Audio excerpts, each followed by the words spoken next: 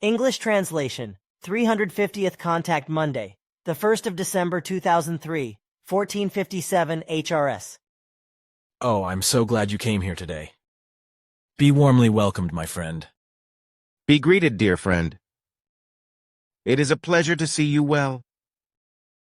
I am also to greet you very affectionately from everyone, and Florena sends you a message through me that, as her fatherly friend, she thanks you once again expressly for the advice telepathically transmitted to her. For her thanks, I would like to thank her in return. That will please her. But I would not like to miss the opportunity to express my thanks to you in the same wise, because your advice to Florena not only confirmed mine, but also complemented it considerably. And when I speak of expressing my thanks to you in the same wise, I am thinking of our very precious friendship, and of the fact that you have many characteristics which were also characteristic of my father and friend Sfath. You have learned a lot from him, and you use what you have learned. Thank you, but that was the purpose of the teaching and the instruction. But while you are here, I would like to ask you about something I talked about with Wolfgang last night. Do you have some time to go into it? Actually, I just came here for a short greeting visit and to bring you some work that we ask you to do. But I still feel the need to answer your questions. Of course I will do the work. If it is urgent, I will finish it as soon as possible. But if it is a miracle of completion, I will do it immediately. But I also have a question about that. Ptaah manipulated my computer, and Quetzal helped him with that, but I do not know what exactly was done. But for security reasons, it was all about this. If I do work for you and enter a certain password in this context, then everything I write is not saved and not transferred to our server, but immediately printed out by the printer and then immediately deleted again. I would like to ask Quetzal and Ptaah if it would be better if everything would be saved. He could arrange it so that only I would have access to the data. You can rest assured, because Ptaah and Quetzal have taken care of the storage of the data. They have thought of it themselves, which is why they have created a tiny transmitter that allows everything to be recorded and held in our monitoring disk. Ah, that is interesting news again, because I did not know anything about the whole thing.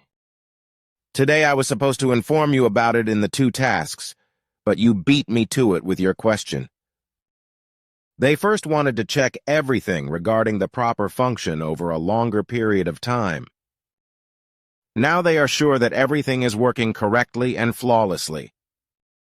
And when did they handle all this? You were not present when they did the manipulations. To my knowledge, you were out shopping with Eva and your daughter Selena Mercedes. But it has been more than a year. Aha, it happens all the time, day or night, that one of you is in my office.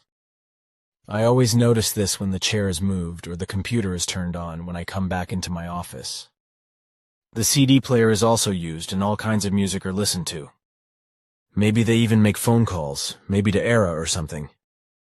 Sometimes you can also smell quite lovely scents in the office, which I suppose can be traced back to some of the lovely girls. We all feel very comfortable in your workroom, but also in the whole area around the center, where we often go for a walk or a stroll and enjoy it. And what about our people when they are out on the grounds, such as on the night watch? That means no more difficulties for us, neither by day nor by night. Our security devices and camouflage equipment have been developed in such a serviceable manner that we can also move in the immediate vicinity of the group members during the day without being noticed by them. However, we may be heard walking around if we are not wearing footwear that muffles the sound of footsteps. Also, certain sensitive group members may be able to perceive our swinging waves when we are sufficiently close to them. However, none of us use your telephones because we would not know who to call. However, several of us have already thought that through these devices we could call you in the living quarters if one of us is here in your workroom and wants to speak to you.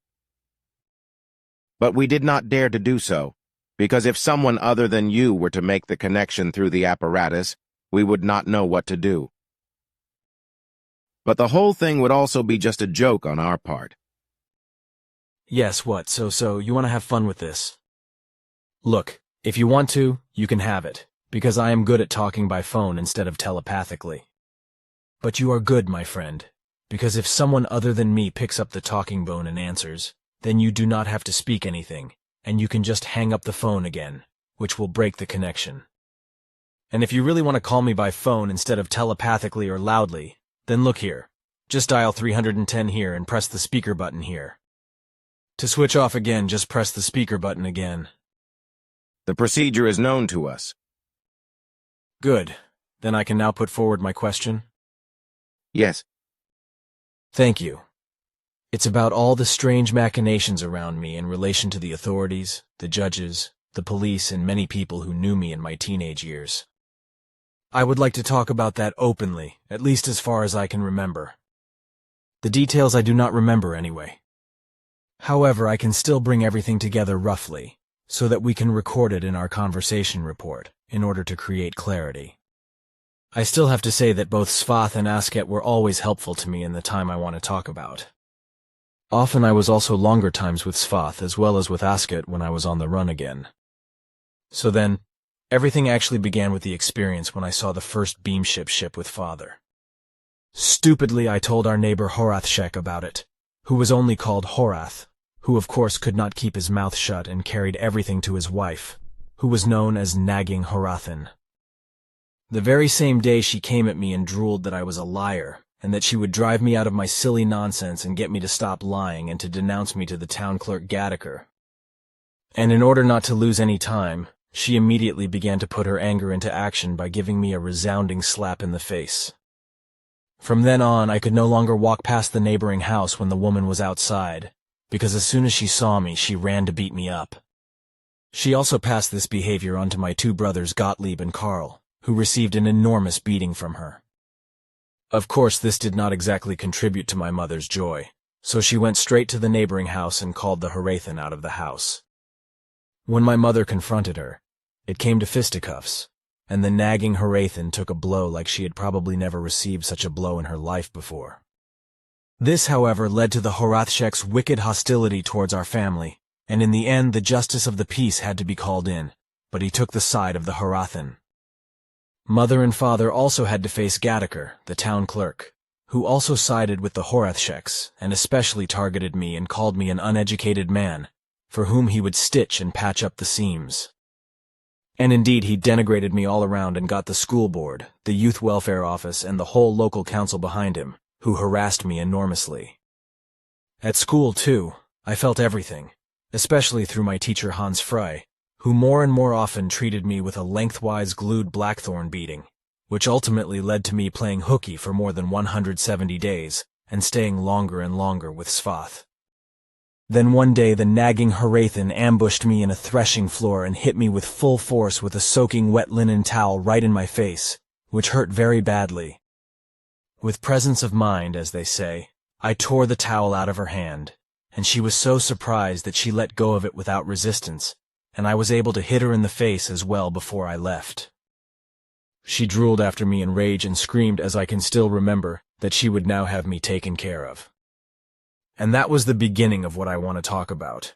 And somehow I do not have a past since this story with the Horathin, because when people ask about me and my youth and young manhood, nobody wants to know anything about it. That was also the case when the Tagesanzeiger journalist who wrote the book Meyer, Prophet, wanted to make inquiries about me. Everything that happened was denied by the authorities and the police, but also by private individuals, including my former schoolmates.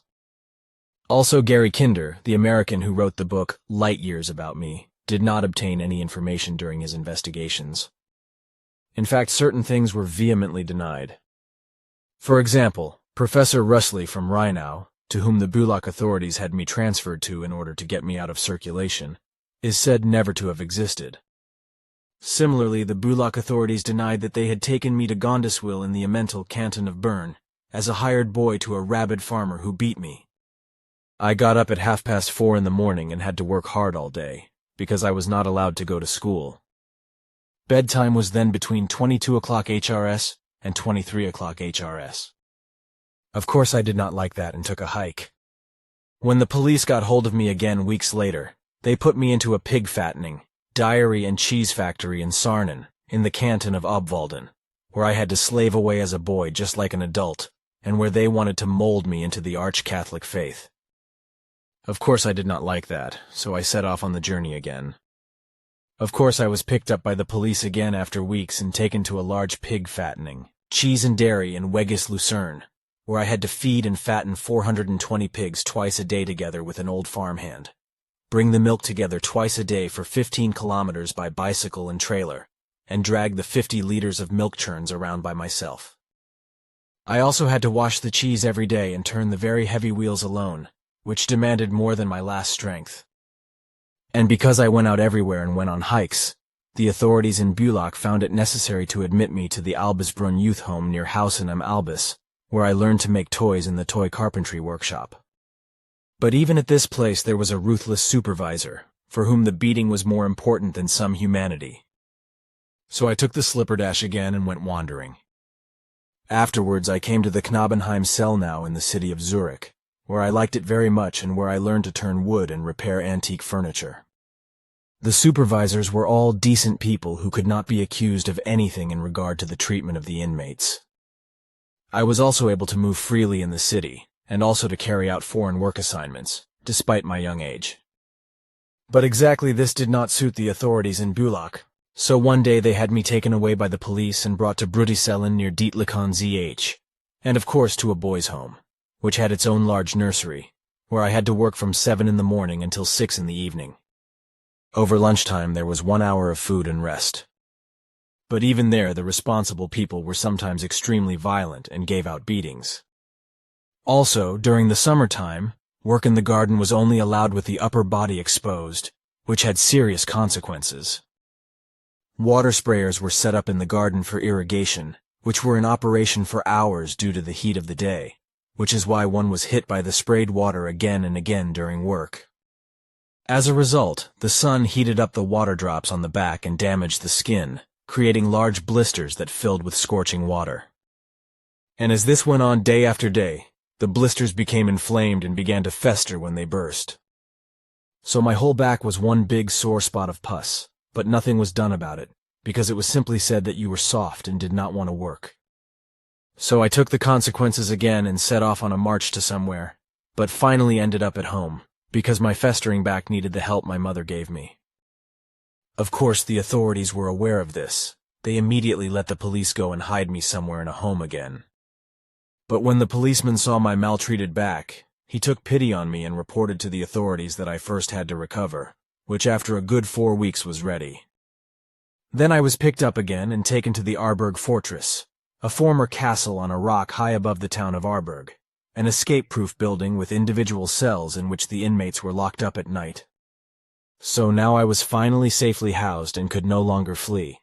At least that was the opinion of the Bulak authorities. The rocks fell steeply, and all the windows were barred, except for those of the kitchen, where it was apparently unnecessary because of the high and very steep rock face, because probably no one was crazy and tired of life enough to escape down this rock face, because the only possibility was to break all the bones, or to go straight to heaven or hell. Well, always crazy enough to do the craziest thing, I climbed up on the sink in an unobserved moment and escaped through the open window, which I quickly closed behind me. As fast as I could, I set off on the breakneck descent, which I managed happily and disappeared. Several months later, I went back home to Münchsdorf ZH, where my parents and siblings now lived, because father had sold the house in Niederflachs-Bulach and everyone had moved. Of course the police showed up again one day, but no longer to take me with them, but to inform me that the Bulak authorities would change their strategy and offer me a land service in the Early, near Hübli-Oberwald ZH, where I could work for a wage. I agreed to this, and a few days later I set off to take up employment. The peasants consisted of the farmer, the farmer's wife, and an older son, who were also served by an old farmhand. Apart from farming, which also included some fattening pigs, a sawmill was also run, which was put into operation by water power from the sawmill pond. At first everything went well, and the master craftsman and the son were friendly, but only until I had learned the sawing trade and could handle everything independently, besides the fact that I still had to feed and muck out the pigs and cattle, and help with the forest work. For all the work, the food was very meager, so I secretly, like the old farmhand, kept to the oatmeal flakes that stood in sacks in the camp and were used for fattening the pigs. And the wages were fantastic because for the whole mess there was 15 a month. And suddenly also a beating, when the ever-increasing work could no longer be done, but still had to be done from 4 o'clock to 22 o'clock or even 23 o'clock, while the master craftsman sat in the warm room, listening to the radio and enjoying wine or cider. So one day I set off again, and at the age of 16 looked for work in Feraltorf ZH with the construction company Miller, where I earned 95 per hour as an assistant. This was the end of the Bulak authorities' intrigue, because from then on there was no longer any attempt to hire me out or hide somewhere. But this was nothing more than only the calm before the storm. I know all this, but go on, because it is interesting for me to hear everything from your mouth. Well, I had just turned 16 when I started working for the construction company Müller in Feraltorf, living at home with my parents in Gutenswil ZH, where they had bought another house when they moved away from Münchsdorf. It was a semi-detached house, attached to 2 other houses. And in the second home with my parents lived also my sister Berta, who was married to a German named Hans Müller, who did not like to work, which unfortunately became clear only after the marriage. Against the advice of Asket, with whom I had been in contact since 1953, I unfortunately got involved with my brother-in-law, and thus also met 2 of his acquaintances, a certain Kurt Keller, 49 years old, and a young man of little more than 30 years, but whose name I cannot remember. My brother-in-law and the 2 others were together all the time and visited the inns frequently. They often disappeared after visiting the taverns, and did not reappear until hours later, when I was waiting for them in the tavern. Then one day the police suddenly turned up at our place, and all 4 of us were arrested and put in jail. The next day, later in the afternoon, I was called for an interrogation at the police station and district building in Ooster ZH, where I was accused of being a leader of a professional gang of thieves and of having forced my brother-in-law, Kurt Keller, and the 3rd man to commit all kinds of thefts at gunpoint. Denial was futile because the other 3 had already confessed everything. The interrogators, how could it have been otherwise, were 2 policemen from Bulak. One brother was a Dietiker, while the other was called Müller, just like my brother-in-law. Of course I said that everything did not correspond to the truth, whereby I described the actual circumstances. But the truth was turned around to such an extent that, as a man under 17, I would have organized everything, and under threat of a pistol, would have forced the 3 much older men to commit the nightly thefts. And since I had nothing wrong to admit, I was still being held in custody while the other 3 were set free until the trial. My dear brother-in-law then used the release to disappear to Germany, never to be seen again. When the court hearing came, I was standing with only the other 2 before the barriers. The court also read out everyone's sin registers, and it emerged that 49-year-old Kurt Keller had 42 previous convictions for individual and gang theft, fraud, and forgery. The other one was previously clean, while my brother-in-law, whom my sister then divorced, was revealed to have been a member of the Hitler Youth.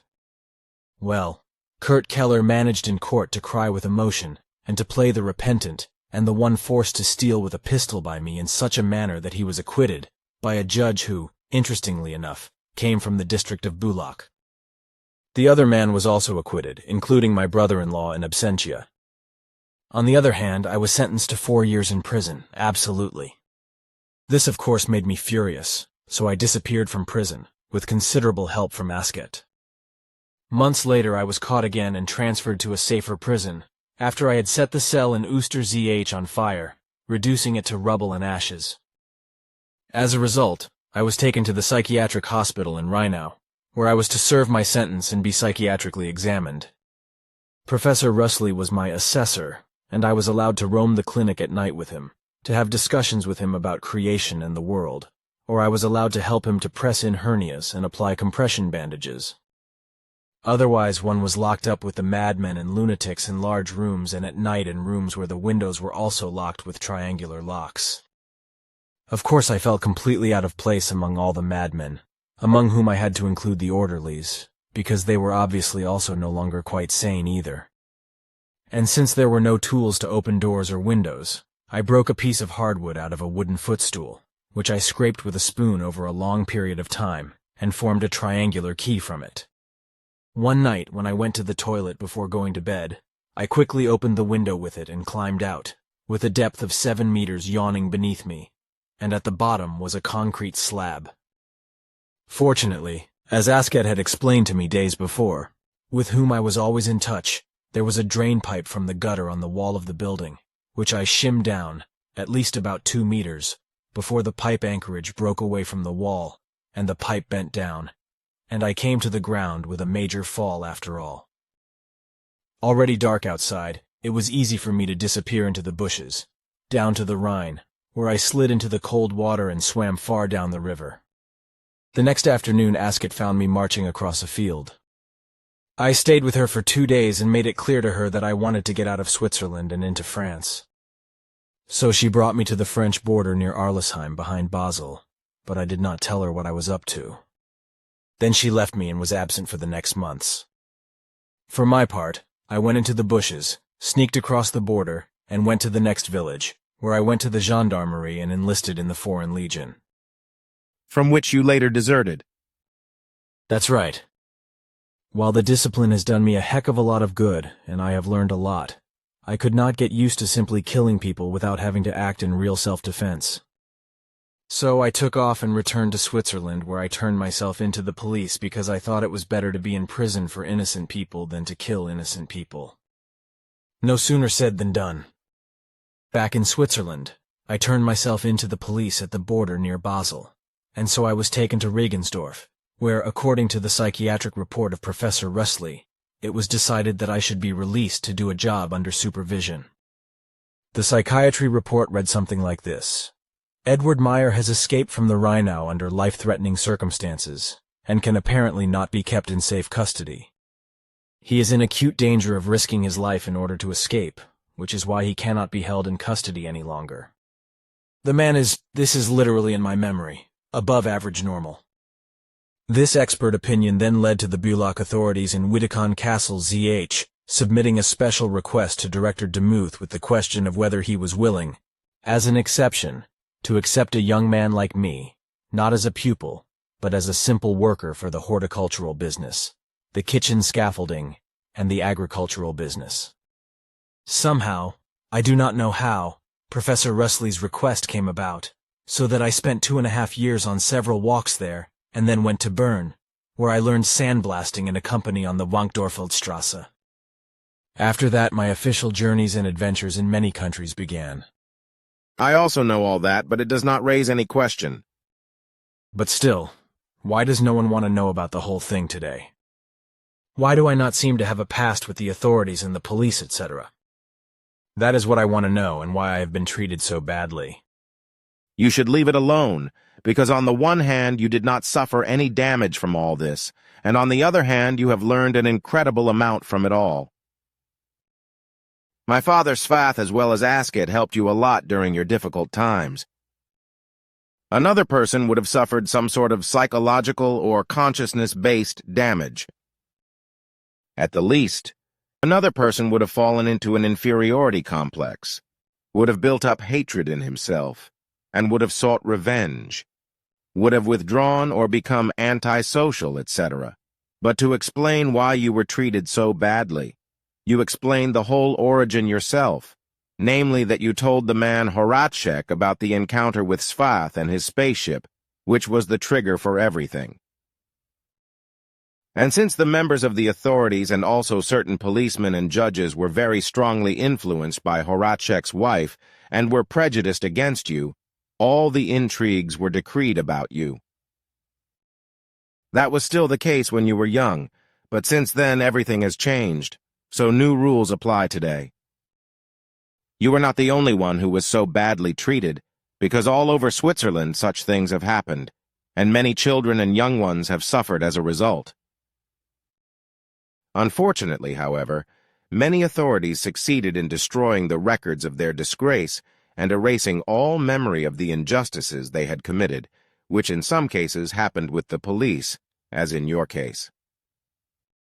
Then it is true what Simyase, Asket, and Quetzal said about it, that a spaceship was the origin of it all. Of course. They would never have told you an untruth. You know we never would have told any untruth. Sorry, that was not the point of my words either. Just a statement that I was told something that was right. Then I unfortunately misunderstood you. But now, my friend, it has become later than I actually intended to be here. Farewell, my friend. Thank you for your patience and time. Goodbye, Ptaah. And thank you again.